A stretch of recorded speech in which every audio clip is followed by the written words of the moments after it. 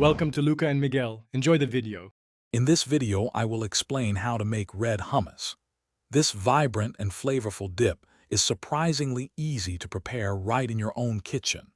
We'll cover everything from selecting the simple ingredients to the quick blending process, ensuring you create a delicious and healthy snack. Get ready to enjoy a homemade treat that's perfect for any occasion, offering a wonderful burst of flavor. To begin, gather your key ingredients.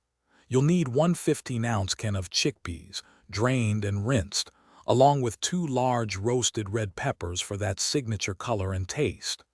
Don't forget the tahini, which provides a rich, creamy texture, and fresh lemon juice to brighten all the flavors. A touch of garlic and olive oil will complete your base. Now for the fun part, preparation. Simply combine your chickpeas, roasted red peppers, tahini, lemon juice, garlic, and a drizzle of olive oil into a food processor. Blend everything until it reaches a wonderfully smooth and creamy consistency.